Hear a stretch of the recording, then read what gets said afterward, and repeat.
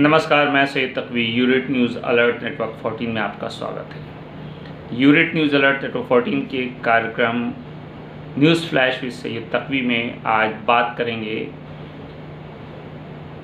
राहुल गांधी बनाम भाजपा की कि क्या राहुल गांधी से भाजपा डर गई है। तो आइए शुरू करते हैं और बात करते हैं इस विषय पर कि क्या राहुल गांधी से भारतीय जनता पार्टी डर गई है, जो उसने अब चित्रों का सहारा लेना शुरू कर दिया है और राहुल गांधी को रावण के रूप में बताने की कोशिश की है। ये सब जानते हैं कि रावण को बुराई का प्रतीक माना जाता है, लेकिन भारतीय जनता पार्टी ने राहुल गांधी को रावण बताते हुए लिखा कि वो बुरा है, धर्म विरोधी है, देश खतरे में। सवाल ये है कि वो बुरा क्यों है? क्या वो गरीबों के बीच में जाता है? क्या वो लोगों के बीच में जाता है? क्या वो गरीबों के साथ खाना खाता है, गरीबों की चिंता करता है, गरीबों की फिक्र करता है? क्या इसलिए वो बुरा है? देश खतरे में है तो क्या वो शख्स जिसकी दादी ने अपनी ज़िंदगी इस देश के लिए दे दी और अपने आखिरी भाषण में कहा था कि मैं रहूं या न रहूं, लेकिन मेरे जिस्म का एक एक कतरा इस देश के काम आएगा, और उसके बाद उस व्यक्ति के पिता ने देश के लिए अपनी जान दे दी, क्या वो व्यक्ति देश के लिए खतरा हो सकता है? आखिर भारतीय जनता पार्टी ने राहुल गांधी को रावण क्यों कहा? कोई इंसान दूसरे इंसान को गलत उपाधियों से तभी नवाजता है जब उसके अंदर उसके लिए खौफ होता है। तो राहुल गांधी से आखिर भारतीय जनता पार्टी को किस चीज़ का डर है, जो रावण की संज्ञा दी? रावण के अंदर पराक्रम भी था, ज्ञान भी था, तो कहीं ऐसा तो नहीं कि भारतीय जनता पार्टी राहुल गांधी के पराक्रम से, बहादुरी से, ज्ञान से डर गई है, जिसके बिना पर अब वो राहुल गांधी को इस रूप में पेश करने की कोशिश कर रही है, जिससे कि जनता के अंदर राहुल के प्रति गुस्सा पनपे। इस पे आगे बात करने से पहले हम जान लेते हैं कि आखिर रावण कौन था। मान्यता अनुसार रावण में अनेक गुण भी थे। सारस्वत ब्राह्मण महर्षि पुलत्स ऋषि का पौत्र और विश्व का पुत्र रावण एक परम भगवान शिव भक्त और राजनीतिक महाप्रतापी, महापराक्रमी योद्धा, अत्यंत बलशाली, शास्त्रों का प्रखर ज्ञाता, प्राकरण विद्वान, पंडित और महाज्ञानी था। इसमें से कोई शब्द भी ऐसा नहीं था जो निगेटिव तौर पे लिया जाए। रावण के शासनकाल में लंका का वैभव अपने चरम पर था। यानी भारतीय जनता पार्टी शायद ये भी बताने की कोशिश कर रही है कि कोई ऐसा शासक जो अपने राज्य को सोने की तरह चमका दे, उससे नफरत की जानी चाहिए। और रावण का आलम यह था कि उसने अपना पूरा महल स्वर्ण रजित बना दिया था, यानी सोने की लंका के रूप में मशहूर था, इसीलिए उसको लंका नगरी या सोने की लंका कहा जाता था। और इसके अलावा एक और अहम बात बताऊं कि रावण का विवाह मंदोदरी से हुआ था, और ऐसी मान्यता है कि मंदोदरी का जन्म राजस्थान के जोधपुर ज़िले में हुआ था, जहां आज भी महाराजा रावण जी कह करके पूजा जाता है, और आज भी वहाँ रावण की चावड़ी है जिस जगह पर रावण का विवाह हुआ था। इसके अलावा वाल्मीकि ने उसके गुणों को निष्पक्षता के साथ स्वीकार करते हुए चारों वेदों का विश्वविख्यात ज्ञाता और महान विद्वान बताया है। वो अपने रामायण में हनुमान का रावण के दरबार में प्रवेश के समय लिखते हैं कि अहो रूप महो धैर्य महोत्सव महोधुति, अहो राक्षस राजस्य सर्व लक्षण युक्तता। यानी वो लिखते हैं कि रावण को देखते ही राम मुग्ध हो जाते और कहते हैं कि रूप, सौंदर्य, धैर्य, कांति और सर्व लक्षण युक्त होने पर भी यदि रावण में अधर्म बलवान न होता, वो देवलोक का भी स्वामी बन जाता। यानी जहां उसके अंदर बुराइयां थीं, लेकिन कहीं ना कहीं बुराइयों के साथ साथ उसके अंदर अच्छाइयां भी थी, जिसको श्री राम भी अच्छी तरीके से समझते थे।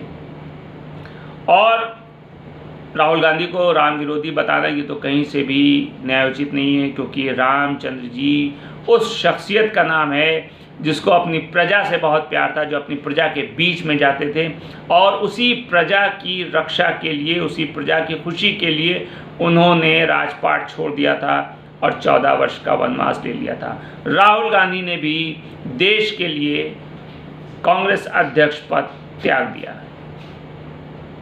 आखिर राहुल गांधी से भारतीय जनता पार्टी को किस तरह का डर है? क्या उनको इस बात का डर है कि राहुल गांधी के रहते कहीं ऐसा ना हो कि उनकी सत्ता छिन जाए, जो राहुल गांधी को 10 चेहरों वाला भारतीय जनता पार्टी बता रही है? बहुत अहम बात है और इस पर बहुत गौर करने की ज़रूरत है। लेकिन अगर आप इस पर गौर करें तो कांग्रेस समिति के सदस्य गुरदीप सप्पल ने 1945 में एक पत्रिका में प्रकाशित एक चित्र का हवाला देते हुए दावा किया कि भाजपा के वैचारिक पूर्वजों ने महात्मा गांधी समेत 10 स्वतंत्रता सेनानियों को दशानन के रूप में चित्रित किया था। यानी जो काम आज भारतीय जनता पार्टी का आईटी सेल कर रहा है कि राहुल गांधी को 10 चेहरों वाला दशानन दिखाने की कोशिश कर रहा है, जो कि एक बुराई का प्रतीक माना जाता है। ये बात अलग है कि उसके अंदर अच्छाइयाँ भी बहुत थी, लेकिन कहीं ना कहीं बुराइयाँ जो हैं जब ज़्यादा हो जाती हैं तो चाहे जितनी अच्छाइयाँ उसके पर हावी हो जाती हैं। वही रावण के साथ हुआ था।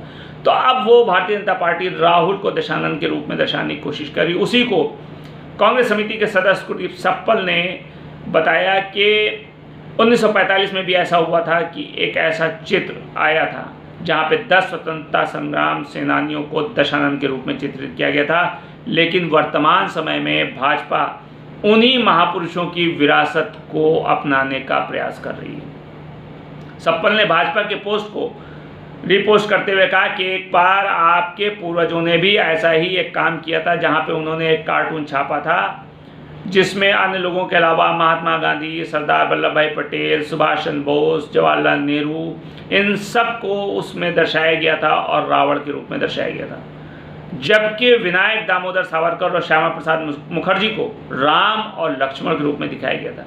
सप्पल ने दावा किया कि दशकों बाद भाजपा ने उनमें से अधिकतर के सामने झुकने, सार्वजनिक रूप से प्रशंसा करने और सम्मान करने के लिए मजबूर हुए, जिन्हें आपके पूर्वजों ने रावण के रूप में चित्रित किया था।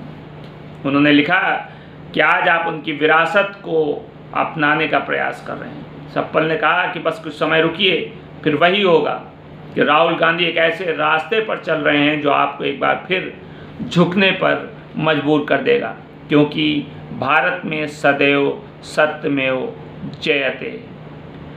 इसके अलावा इस संबंध में जो अहम खबर है वो ये भी है, पीटीआई की रिपोर्ट के अनुसार, कि राजस्थान के कांग्रेस नेता ने बीजेपी के एक सोशल मीडिया पर इस आधुनिक रावण के रूप में राहुल गांधी को चिन्हित करने या चित्रित करने को लेकर के बीजेपी के राष्ट्रीय अध्यक्ष जेपी नड्डा और पार्टी के आईटी सेल प्रमुख अमित मालवीय के खिलाफ अदालत में परिवाद पेश कर दिया है।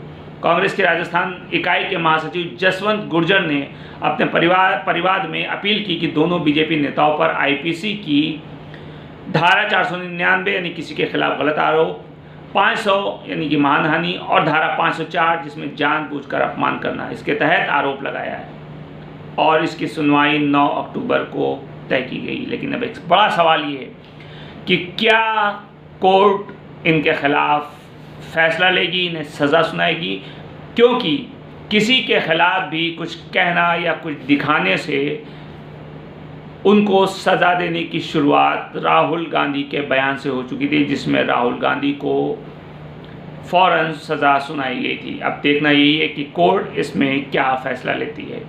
वक्त का इंतज़ार कीजिए और देखते रहिए यूनिट न्यूज़ अलर्ट नेटवर्क 14। मिलते हैं नेक्स्ट एपिसोड में नए विषय के साथ। तब तक के लिए नमस्कार।